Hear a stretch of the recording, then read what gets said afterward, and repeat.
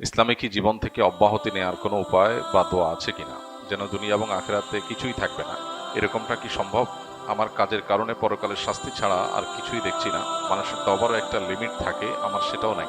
এখন এত শাস্তি কিভাবে সহ্য করা সম্ভব? কারণ আমি আগুনের সংস্পর্শে কাজ করি, প্রতিনিয়ত এর উত্তাপ আমি অনুভব করি। যদি কোনো অঙ্গ পুড়ে মনে হয় হৃদয় পর্যন্ত জ্বালিয়ে দেয়। তদুপরি পরকালে অনেকগুলো স্টেপের আযাব। এখন আল্লাহ সুবহানাহু ওয়া তাআলা এরকম কোনো অপশন রেখেছেন কিনা জানাবেন প্লিজ। যে ভাই প্রশ্নটি লিখেছেন তিনি হয়তো মনে করেছেন যে তার পাপাচার, তার নিজের প্রতি নিজের যে অবিচার, জুলুম, অন্যায়, আল্লাহর অবাধ্যতা, এটা এত বেশি হয়ে গেছে যে আখিরাতে বোধহয় আল্লাহ তাকে মাফ আর করবেন না বা মাফ করার কোনো অপশন নেই। এ ধরনের চিন্তা আমাদের অনেক ভাইদের মধ্যে, অনেক বোনদের মধ্যে আসে, বিশেষ করে তরুণদের। এবং একটা বয়সে মানুষ যখন নানা ধরনের অনাচারে ডুবে থেকে নিজের জীবনকে ধ্বংসের দ্বারপ্রান্তে নিয়ে যায়, তখন এই ধরনের চিন্তা ভাবনা আমাদের অনেকের মধ্যে চলে আসে। তো এই ধরনের চিন্তা ভাবনা যাদের মধ্যে আসে তাদের আল্লাহ সুবহানাহু ওয়া তাআলা বলেছেন, লা তাকনাতু মির রাহমাতিল্লাহ ইন্নাল্লাহা ইয়াগফিরু যুনুবা জামিআ। তোমরা আল্লাহর রহমত থেকে নিরাশ হইও না, আশা ছেড়ে দিও না, কারণ আল্লাহ তাআলা সকল গুনাহ মাফ করবেন। এই আয়াতে আল্লাহ তাআলা বলেছেন তোমরা সকল গুনাহ আল্লাহর কাছ থেকে মাফ পাবে, সকল গুনাহ তিনি মাফ করবেন। এমন কোনো গুনাহ নাই যেটা ক্ষমার অযোগ্য। যিনি প্রশ্নটি লিখেছেন তিনি লিখেছেন তওবার একটা লিমিট আছে। এটা ভুল ধারণা, তওবার কোনো লিমিট নেই। তওবা এমন একটা সিস্টেম যেটা আনলিমিটেড।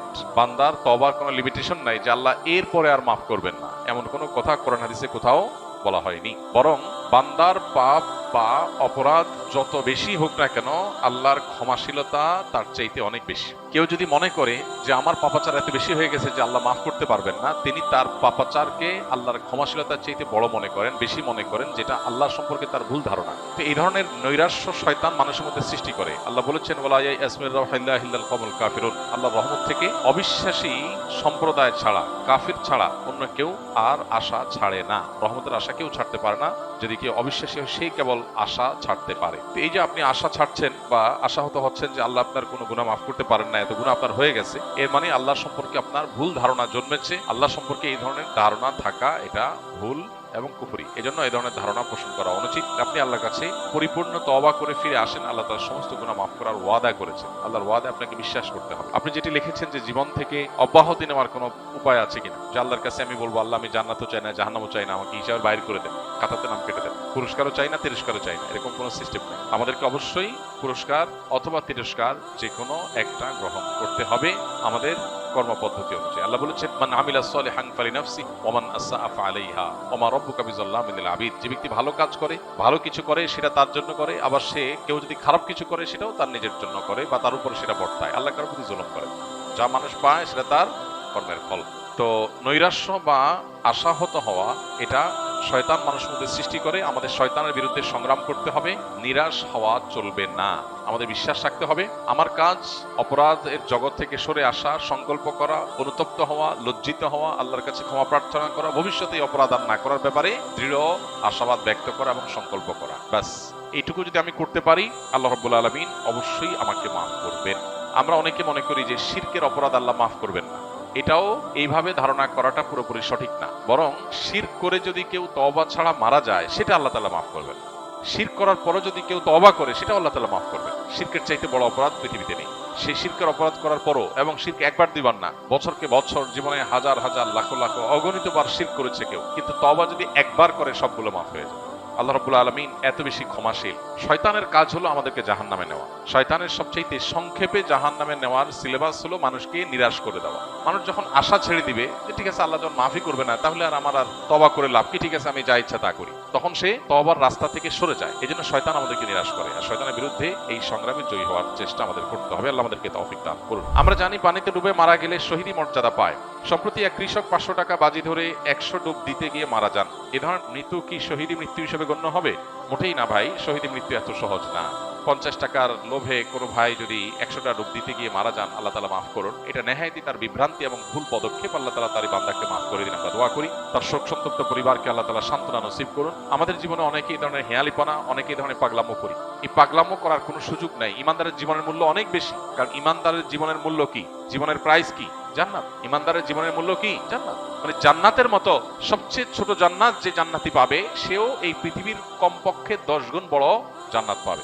এত বিশাল জান্নাত, এত মূল্যবান নেয়ামত যে জীবনের বিনিময়ে পাওয়া যাবে, সেই জীবন 50 টাকা বিক্রি করার জিনিস না। সে জীবন সামান্য একটু বাজি ধরে আমি ধ্বংস করার জিনিস না। সে জীবন কিভাবে বিলীন করতে হয়, সে জীবন কিভাবে উৎসর্গ করতে হয়, এটা শহীদ শরীফ ওসমান হাদিরা দেখিয়ে গেছেন। এটা আবু সাইদরা দেখিয়ে গেছেন কিভাবে সে জীবন উৎসর্গ করতে হয় মানুষের মুক্তির জন্য।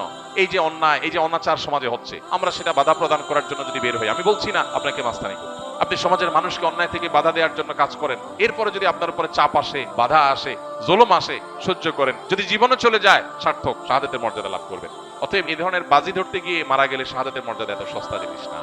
হ্যাঁ, এটা ঠিক যে হাদিসে আছে পানিতে ডুবে মারা গেলে শাহাদাতের মর্যাদা পাওয়া যায়। সেটাকে অ্যাক্সিডেন্টলি যদি কেউ পানিতে ডুবে মারা যায়, এটাতে অ্যাক্সিডেন্টলি মৃত্যু বলা যাবে না, বরং এটা নিজেকে বিপদের দিকে ঠেলে দেওয়া বলা যায়।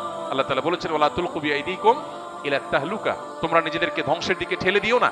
এটা ধ্বংসের দিকে ঠেলে দেওয়া, আপনার নিশ্চিত কষ্ট হবে, বিপদ হবে জেনেও সে কাজটা করা আপনার জন্য জায়েজ নাই পার্থিব কারণে। হ্যাঁ, আল্লাহর সন্তুষ্টির জন্য, আল্লাহর রাহে, আল্লাহকে খুশি করবার জন্য যদি আপনার জীবন যৌবন সবকিছু দিয়ে দিতে হয়, এটা সার্থকতা, এটা সার্থকতা, কারণ এর বিনিময়ে আপনি জান্নাত লাভ করবেন। তো যাই হোক, আল্লাহর বান্দা, তার ফয়সালা আল্লাহ তাআলাই করবেন। আমরা দোয়া করি আল্লাহ তাআলা তাকে মাগফিরাত নসিব করুন। আমরা দোয়া করি আল্লাহ তাআলা তার শোক সন্তপ্ত পরিবারকে সান্ত্বনা নসিব করুন।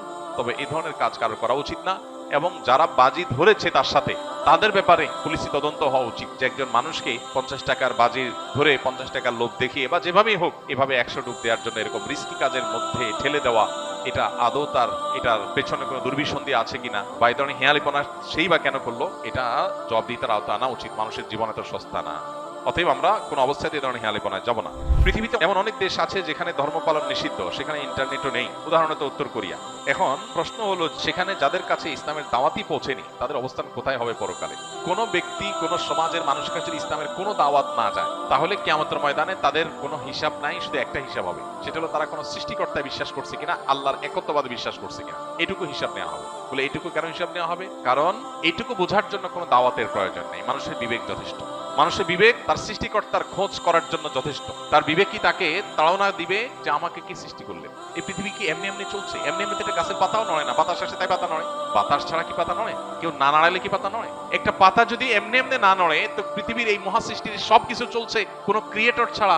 ক্রিয়েশন হচ্ছে ক্রিয়েটর ছাড়া, এটা তো অযৌক্তিক। অতএব এই ক্রিয়েশনটাই ক্রিয়েটরের অস্তিত্ব, মহান সৃষ্টিকর্তার অস্তিত্বের জানান দেয়। এই কথা বোঝার জন্য, আল্লাহর অস্তিত্ব এবং একত্ববাদে বিশ্বাসী হওয়ার জন্য কোনো নবী রাসূলের দাওয়াতের প্রয়োজন নাই, মানুষের কমন সেন্স যথেষ্ট। এতটুকু বিশ্বাস যদি ধারণ করে। আসসালামু আলাইকুম রাহমাতুল্লাহি ওয়া বারাকাতুহু। সম্মানিত মুসলমান ভাইরা, আশা করি সকলে ভালো আছেন। এতক্ষণ থেকে ভিডিওটি দেখার জন্য অত্যন্ত ধন্যবাদ। আশা করি ভিডিওটি সকলেরই অনেক উপকারে আসবে, তাই ভিডিওটি সকলের কাছে শেয়ার করে দিবেন।